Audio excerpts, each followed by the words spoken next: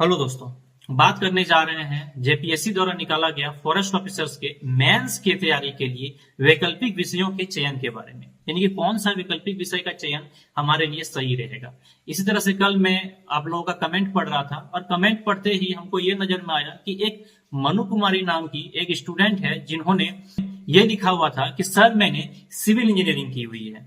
अब civil engineering मेरा mains का पेपर भी निकल रहा है, यही मेरा क्राइटेरिया फुलफिल हो रहा है, तो क्या सर इसको ऑप्शनल पेपर रखा जाए या फिर ऑप्शनल पेपर के लिए कुछ और यहाँ पर हमको ऑप्शन के रूप में मिल सकता है जो कि मार्केबल है।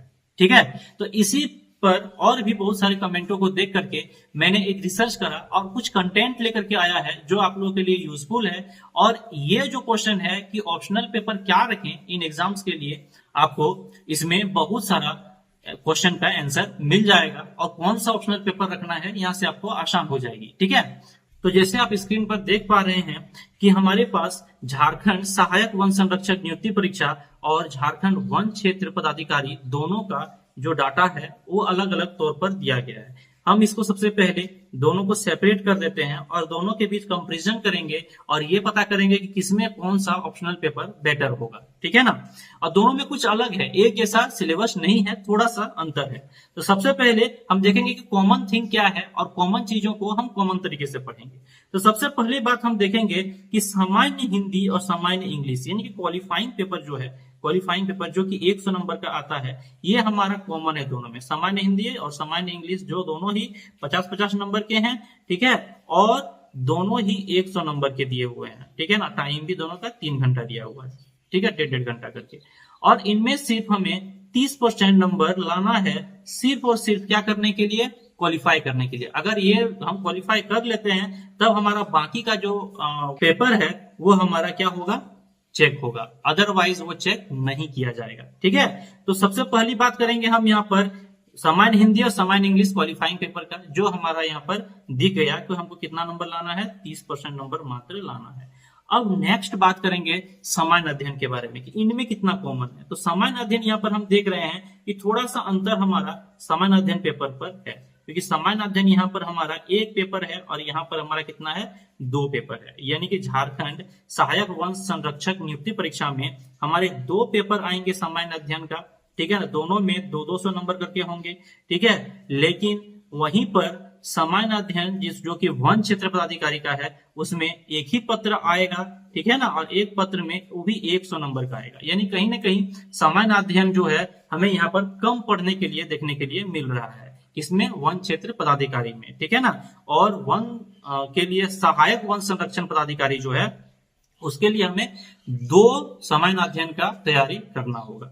ठीक है, तो हम लोग ये भी देखेंगे कि सामान्य अध्ययन में 2 पेपर कौन कौन से पेपर हैं, उनका सिलेबस क्या क्या होने वाला है। ठीक है ना, घबराइए नहीं। तो अभी हम तत्काल बात करने के लिए आए हैं वैकल्पिक पेपर के बारे में। ठीक है ना, तो वैकल्पिक पेपर यहाँ पर हम देख रहे हैं कि यहाँ पर वैकल्पिक पेपर 1 और वैकल्पिक विषय 2 यानी कि 2 सब्जेक्ट वैकल्पिक का दिया हुआ है और इसमें जो हमारा वैकल्पिक का सब्जेक्ट 1 दिया हुआ है। यानी कि वन क्षेत्र पदाधिकारी में एक ही वैकल्पिक पत्र दिया हुआ है जिसमें उसके अंदर 2 पेपर दिया हुआ है। वैकल्पिक विषय कितना दिया है, 1 दिया हुआ है, उसके अंदर 2 पेपर दिया हुआ है। ठीक है, वहीं पर हम सहायक वन संरक्षक नियुक्ति परीक्षा के बारे में देखेंगे तो हमारा जो वैकल्पिक विषय है वो 2 दिया हुआ है जिसके अंतर्गत 2 पेपर दिया हुआ है। यानी कि 4 पेपर हमारा ऑप्शनल का होने वाला है। यानी कि 2 सब्जेक्ट होंगे, हम जो भी 2 सब्जेक्ट चुनेंगे 2 सब्जेक्ट होंगे, उसके अंदर 2 पेपर करके 4 पेपर होंगे। वो झारखंड सहायक वन संरक्षक परीक्षा के लिए है, क्योंकि आपको 5400 रुपये ग्रेड पे भी देगा, किसी एरे गिरो को तो देगा नहीं। यानी कि जो सोचा समझा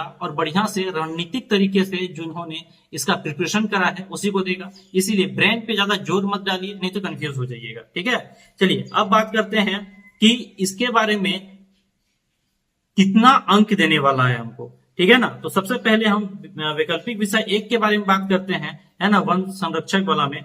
तो हमारे पास 2 और 2 400 नंबर का पहला विषय में देने वाला है और 400 नंबर का दूसरा विषय में देने वाला है। वैकल्पिक विषय के बारे में बात कर रहे हैं। वहीं पर अगर वन क्षेत्र पदाधिकारी के बारे में बात करें तो 200 नंबर और 200 नंबर 400 नंबर देने वाला है, सिर्फ 400 नंबर, वो भी एक ही वैकल्पिक विषय में। ठीक है, और साक्षात्कार भी यहाँ पर देखने के लिए मिलेगा, तो थोड़ा सा है ना टफ होने वाला है। किसका साक्षात्कार, तो सहायक वन संरक्षक का साक्षात्कार, क्योंकि इसमें टोटल में 150 नंबर दिया हुआ है हमारा, 150 अंक मिलने वाला है, और वन क्षेत्र पदाधिकारी के लिए मात्र 50 अंक मिलने वाला है। ठीक है, यानी कि टोटल मिलाकर के वन संरक्षक नियुक्ति परीक्षा जो है, ठीक है ना, सहायक वन संरक्षक नियुक्ति परीक्षा, उसके लिए 1350 नंबर का एग्जाम होने वाला है। और वहीं पर अगर बात किया जाए वन क्षेत्र पदाधिकारी के लिए, वो 550 अंक का यहाँ पर एग्जाम हम लोगों को देखने के लिए मिलेगा, जहां क्वालिफाइंग पेपर को नहीं जोड़ा गया है, क्वालिफाइंग पेपर को छोड़ के, क्वालिफाइंग पेपर को नहीं जोड़ा गया, सिर्फ सामान्य अध्ययन और वैकल्पिक पेपर, इसमें 2 वैकल्पिक पेपर और सामान्य अध्ययन, और इसमें 1 वैकल्पिक पेपर और सामान्य अध्ययन, इसको जोड़ करके है ना, यहाँ 1350 नंबर का और यहाँ 550 नंबर का क्वेश्चन हम लोगों को देखने के लिए मिलेगा, क्योंकि यहाँ पर साफ साफ लिखा हुआ है मेधा सूची सामान्य अध्ययन एवं वैकल्पिक विषय तथा साक्षात्कार से प्राप्त अंक का योग के अनुसार होगा। यानी कि इसमें कौन सा पीरियड होगा, साक्षात्कार के 150 और इसमें 50 नंबर ऐड होगा। समझ में आ गई बात ना, ऐसे करके हमारा मेरिट का लिस्ट बनने वाला है।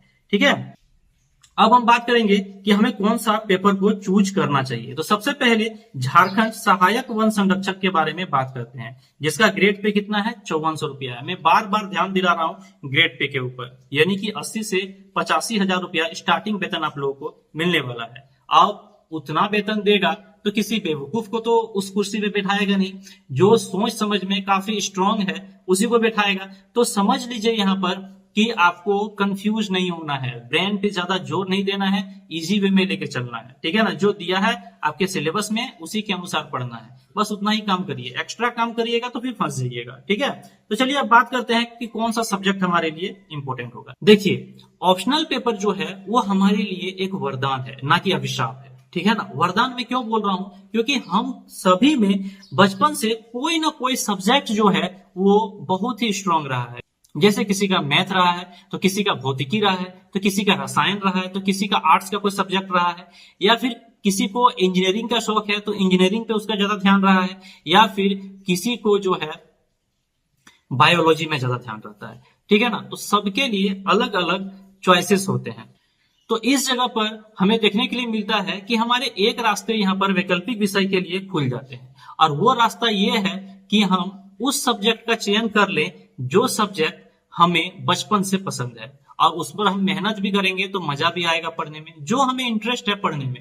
अब कुछ बच्चे ऐसे होते हैं या कुछ कैंडिडेट ऐसे होते हैं, कुछ स्टूडेंट, कि वो क्या करते हैं, जब उनका जवानी उभरता है, यानी कि जब इंटर या ग्रेजुएशन या फिर इसके इक्विवेलेंट जब वो पास कर जाते हैं, तब जाकर के उनको ये पता चलता है कि हमको ये चीज पढ़ने में बहुत इंटरेस्ट आ रहा है। ठीक है ना, तो जिस चीजों में ज्यादा इंटरेस्ट आ रहा है पढ़ने में, हम उसको क्या कर सकते हैं, वैकल्पिक विषय बना सकते हैं। लेकिन मैथ वाले के लिए थोड़ा सा एक जरा सोचना होगा कि मैथ वाले जो अगर सोच रहे हैं कि हम 100 में 100 नंबर ला सकते हैं, 100 में 100% ला सकते हैं, तो यहाँ पर थोड़ा सा खबरदार होने की बात है कि मैथ का जो बाकी पेपर में आप नंबर लाएंगे उसको भी देखा जाएगा, क्योंकि मैथ ऐसा सब्जेक्ट है जिसमें 100 में 100 नंबर ला सकता है। तब तो मैथ वाले सब रैंक 1 में आ जाएंगे, तो फिर उनको वहां पर देखा जाता है बाकी सब्जेक्टों में कितना नंबर लाया जाता है, तो थोड़ा सा उनके लिए है।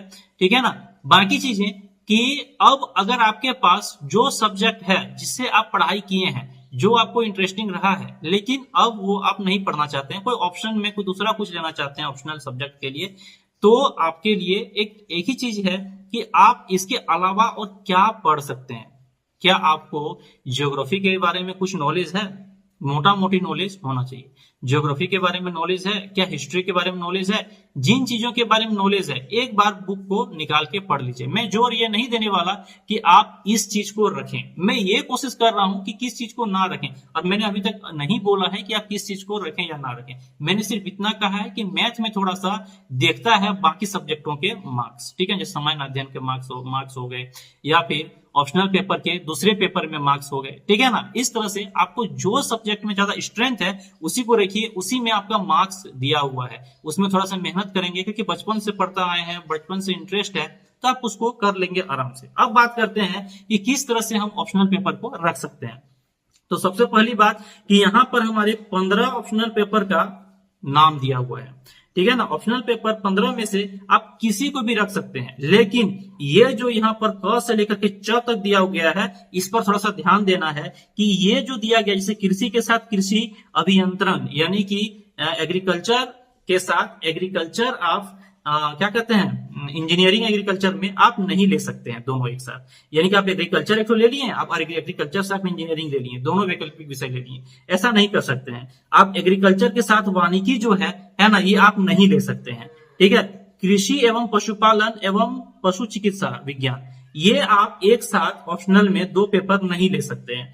ठीक है ना। रसायन शास्त्र एवं रासायनिक अभियंत्रण, ये भी आप एक साथ नहीं ले सकते हैं दोनों को। गणित एवं सांख्यिकी लेना एक साथ मुमकिन नहीं है। बोलेंगे कि ऑप्शनल 1 में हम गणित ले लेंगे और दूसरे में सांख्यिकी ले लेंगे, क्योंकि गणित वाले का सांख्यिकी क्या होता है, थोड़ा सा बूस्ट होता है। ठीक है ना, तो ले लेंगे, तो ऐसा नहीं होता है। और उसके बाद बोला गया है कि अभियंत्रण के विषयों में से एक से अधिक नहीं, यानी कि अगर आप इंजीनियरिंग किए हुए हैं तो इंजीनियरिंग में सिर्फ और सिर्फ एक ही पेपर आप ले सकते हैं। ठीक है, समझ में आ गई बात। तो आप अगर कृषि ले रहे हैं तो कृषि के साथ आप एक सिविल इंजीनियरिंग ले सकते हैं। ठीक है ना।